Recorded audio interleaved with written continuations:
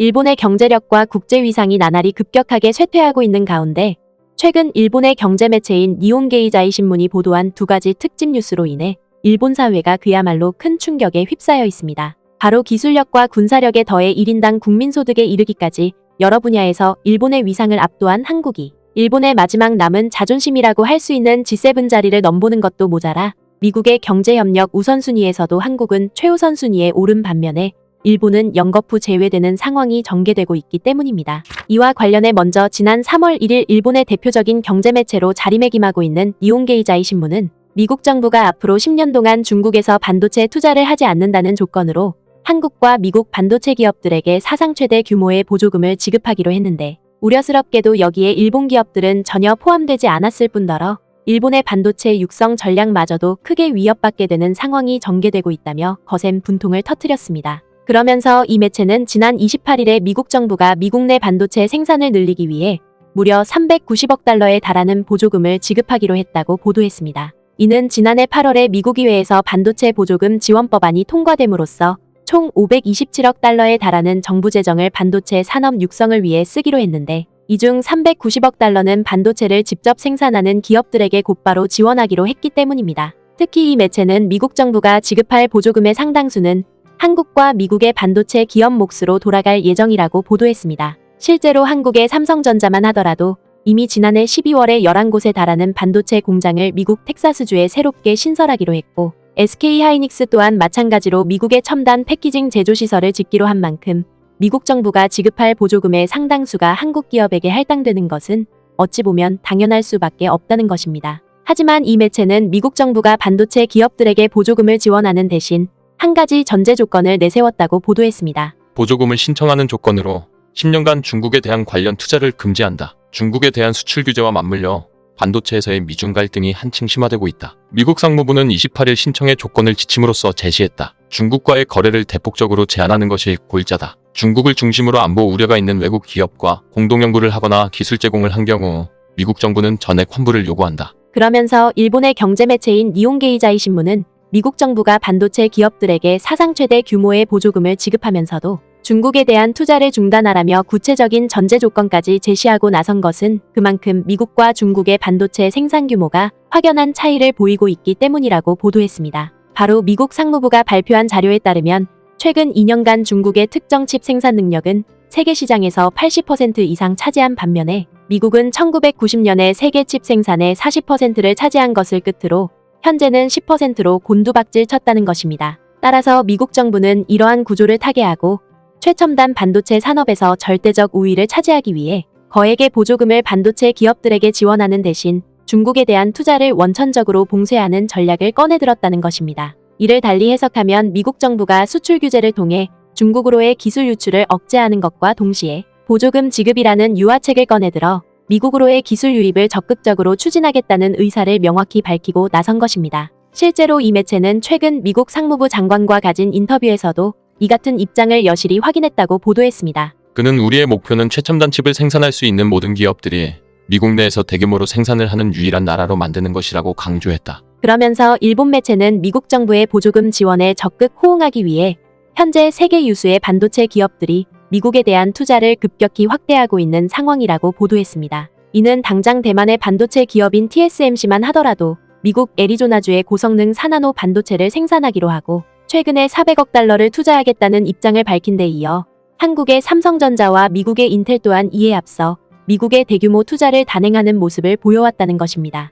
하지만 일본 매체인 니혼게이자이 신문은 미국 정부의 이 같은 보조금 지원 전략을 단순히 긍정적으로 볼 수만은 없다고 지적했습니다. 바로 미국과 중국이 벌이고 있는 신냉전 때문에 세계 각국에서 자국 보호주의 노선을 더욱더 강화하고 있고 이로 인해 자유무역을 근간으로 삼아왔던 기존의 경제 생태계가 크게 훼손되고 있다는 것입니다. 실제로 이 매체는 미국과 같은 서방 진영인 유럽과 일본 정부마저도 미국 정부의 이 같은 입장에 맞서 대규모 보조금 지급을 앞세우고 있다고 보도했습니다. 미국의 움직임은 보조금 전쟁을 유발하고 있다. 유럽연합은 20조 엔을 출연할 계획이다. 일본도 모두 2조 엔 규모의 보조금을 내걸고 국내 투자를 지원하기로 했다. 원래 중국은 2025년까지 반도체 자금률을 70%까지 높이겠다는 국가 목표를 내걸고 거액의 보조금을 투입해 온 바 있다. 미국과 더불어 유럽과 일본도 중국의 방식을 추종하는 형태를 보이고 있고 이로 인해 세계의 반도체 생산의 보호주의 우려가 커지고 있다. 이는 기술 혁신에 실패한 탓에 일본 기업들이 미국의 보조금 지급 대상에서 제외된 것도 모자라 일본 정부가 야심차게 추진하려던 반도체 육성 전략 또한 미국 정부의 보호주의 노선으로 인해 물거품될 위기에 내몰리고 있다는 것입니다. 그러나 일본뿐만 아니라 대중무역에서 역대 최악의 적자를 기록하고 있는 우리의 입장으로서도 미국 정부의 이러한 조치를 마냥 기뻐만 할 수는 없습니다. 이는 당장 2월에 기록한 우리의 무역수지만 하더라도 미중 갈등의 직격탄을 고스란히 맞은 탓에 대중 반도체 수출 급감과 12개월 연속 무역 적자를 기록하면서 경제적으로 크나큰 손실이 발생하고 있기 때문입니다. 이를 달리 말하면 중국에 대한 미국 정부의 수출 규제로 인해 그동안 중국으로부터 큰 호황을 누려왔던 한국의 반도체 기업들이 큰 손해를 보게 됐을 뿐만 아니라 이는 결과적으로 반도체 산업을 주력 수출 산업으로 삼고 있는 한국 경제에도 이제껏 본 적 없는 역대 최악의 무역 적자를 발생시키고 있는 것입니다. 따라서 미국 정부가 거액의 보조금을 한국 기업에게 지원한다고 해서 대중무역에서 크나큰 손해를 보고 있는 한국의 입장으로서는 전혀 달가울 리 없는 것입니다. 그리고 또 다른 한편에서는 경제와 군사력을 비롯해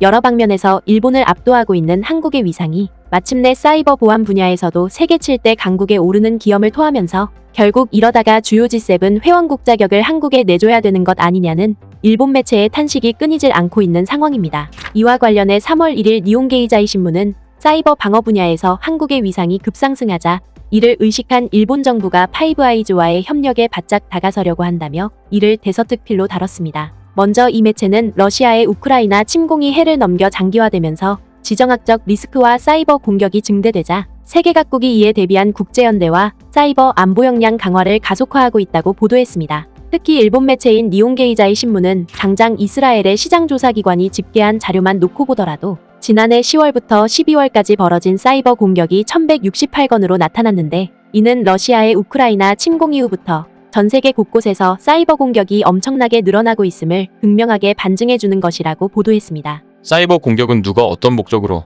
또 어디에서 걸어오는지 알 수 없다. 러시아와 중국 등이 실행하고 있는지 해커 집단이 마음대로 움직이는지 사이버 범죄 조직에 의한 금전적 목적의 공격인지도 판가름하기 어렵다. 따라서 이 매체는 현재 강대국으로 지칭되고 있는 미국을 비롯해 영국과 유럽은 물론이고 러시아와 중국 또한 사이버 공격에 맞서 자국의 사이버 안보를 강화하기 위해 연일 분주한 모습을 보이고 있다고 보도했습니다. 그리고 일본 정부 또한 자국의 사이버 안보 역량을 강화하기 위해 동분서주를 거듭하고 있다고 보도했습니다. 특히 지난 2월 초에도 영국을 순방한 일본 총리가 영국과 사이버 안보 협력을 추진키로 했고 여기에 발맞춰 북대서양조약기구의 사이버 방위협력센터가 주최한 사이버 방어 훈련과 영국 정부가 개최한 사이버 방어 훈련인 디펜스 사이버 마블2에도 일본 팀이 적극적으로 참여함으로써 자국의 사이버 안보 역량을 발전시키기 위해 이른바 서방 진영의 안보 핵심 축인 파이브아이즈에 크게 의존하는 모습을 보이고 있다는 것입니다. 그러면서 일본 매체인 니혼게이자이 신문은 자국 정부가 자존심마저 내팽개치면서까지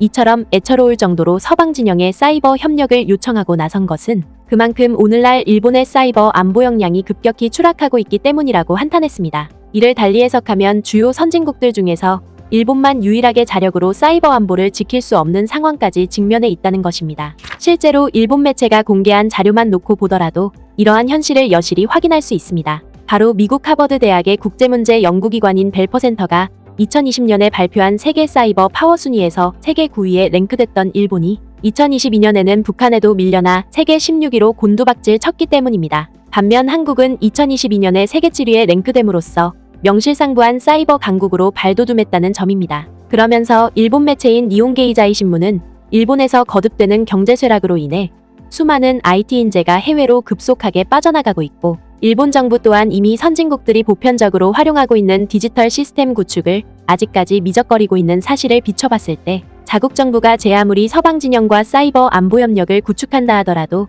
이는 공허한 메아리와 다름없다고 비판했습니다. 결국 일본 매체의 이러한 보도는 자기 실력을 키우기 위한 그 어떤 노력도 하지 않고 외부의 도움에만 전적으로 의존하게 된다면 그동안 다져왔던 존재적 가치마저도 크게 훼손될 수밖에 없다는 사실을 여실히 입증해주고 있습니다. 구네스북 영상을 유익하게 보셨다면 구독과 알림 설정 꼭 부탁드리겠습니다.